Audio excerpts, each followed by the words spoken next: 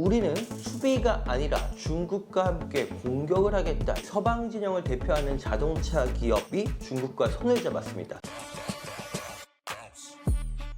안녕하세요. 서울경제신문 워싱턴 특파원 윤홍입니다. 미국과 중국의 무역전쟁 와중에 이 서방 진영을 대표하는 자동차 기업이 중국과 손을 잡았습니다. 바로 미국 자동차 빅3 중 하나로 불리는 스텔란티스입니다. 스텔란티스는 중국 전기차 스타트업 림모터와 손을 잡고 유럽을 비롯해서 전 세계에서 중국 림모터가 만든 전기차를 판매하기로 했습니다. 카를로스 타브레스 스텔란티스 CEO는 우리는 수비가 아니라 중국과 함께 공격을 하겠다 이렇게 선포를 했는데요. 이 세계 경제가 둘로 나눠지는 이 엄혹한 시기에 스텔란티스의 실험이 성공할 수 있을지 주목됩니다. 이 스텔란티스는 지난 2021년 1월 이탈리아와 미국의 합작인 피아트 크라이슬러와 프랑스의 푸조 시트로엔 그룹이 합병해서 탄생하는 회사입니다. 현재 GM 포드와 함께 미국 빅3 자동차 회사로 불리지만 엄밀히 말해서는 미국 기업이라기보다는 다국적 기업입니다. 보유한 브랜드는 지프, 램, 푸조, 시트로엔, 크라이슬러, 이 고급 중에서는 마세라티 등 굉장히 다양합니다. 스텔란티스가 전기차 전환 전략에 시동을 건 것은 지난 2021년입니다. 당시 스텔란티스는 EV데이를 개최하고 전기차 전환을 위해서 우리 돈으로 약 40조 원가량을 투자하겠다고 발표했습니다. 이는 테슬라와 같은 전통의 전기차 업계와 비교할 수도 없고 폭스바겐이나 GM 등 경쟁사에 비해서도 상당히 뒤처진 전기차 전환 일정이기도 합니다. 실제 스텔란티스의 대표 브랜드 중 하나인 지프의 전기차가 올해 하반기에나 이곳 미국 시장에서 선보일 수 있을 것으로 예상됩니다. 그런 스텔란티스가 중국의 전기차 스타트업 림모터와 합작 법인을 설립하고 이 림모터 전기차의 글로벌 수출 교두보가 되기로 한 것은 굉장히 흥미로운 사건입니다. 스텔란티스는 지난 14일 오는 9월부터 프랑스, 이탈리아, 독일 등 유럽 9개 국가에서 림모터 전기차 판매를 시작할 것이라고 발표했습니다. 올해 말부터는 인도, 동남아, 남미, 중동 지역 등에서도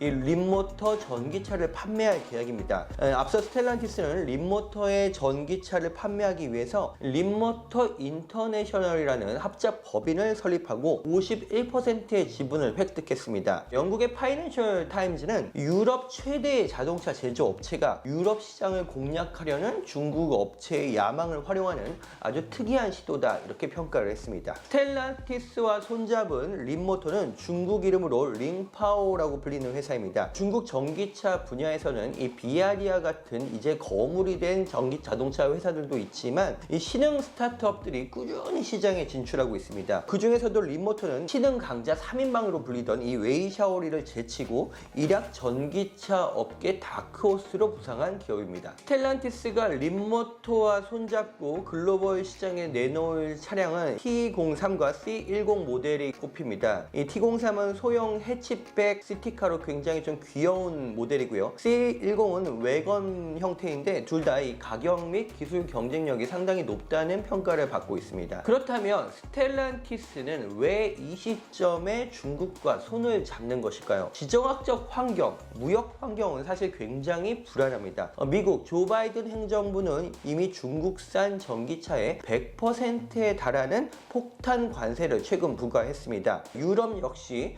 중국산 전기차에 대한 반보조금 조사를 진행 중이고요. 이르면 7월 달에 중국 전기차에 대한 관세를 인상할 것으로 예상됩니다. 저가의 중국 전기차가 시장을 잠식할 수 있다는 공포감이 미국과 유럽 전역에서 퍼지면서 이 무역 장벽은 점점 높아지고 있습니다. 하지만 역설적으로 이 같은 상황은 스텔란티스가 중국과 손을 잡은 이유기도 합니다. 중국 전기차가 매우 실존적인 위협이라는 점이 분명해진 상황에서 중국과 협력해야 전 세계 중저가 전기차 시장을 공략할 수 있다는 현실적인 판단을 한 것입니다. 우리는 수비가 아니라 중국과 함께 공격을 하겠다는 타브레스 CEO의 말에 이 같은 전략이 그대로 녹아들어 있습니다. 미국 소유의 회사가 아니라 유럽 지분이 높은 다국적 회사라는 점도 스텔란티스가 이 같은 전략을 추진할 수 있게 된 배경으로 꼽힙니다. 스텔란티스는 물론 자체적 세계적인 전기차 라인업도 내놓고 있습니다. 포드나 GM과 달리 이 픽업 트럭이나 SUV, 초고성능의 머슬카 등에서 전기차 라인업을 구축하겠다는 것이 이 스텔란티스의 전기차 전략이기도 합니다. 하지만 딱 이름만 들어도 이 같은 전기차들은 기본적으로 중저가라기보단 고급형 모델에 가깝습니다. 스텔란티스 고유의 브랜드들이 고급형 전기차 시장에 도전하는 동안 중국과 합작해서 중저가 전기차 수출을 확대하겠다는 투트랙 전략을 구사하는 것입니다. 림모터의 입장에서 보면 전 세계에서 전기차 경쟁이 가장 치열한 중국 시장을 벗어나서 이 글로벌 시장에서 판로를 개척한다는 점에서 이번 합작의 효용성이 있습니다. 전 세계 4위의 거대 자동차 기업 스텔란티스의 판매망을 이용하면 림모터 전기차의 글로벌 확장이 가능해집니다. 또 하나는 바로 관세를 피할 방법을 찾을 수 있게 된다는 것인데요. 스텔란티스의 노후화된 유럽 공장을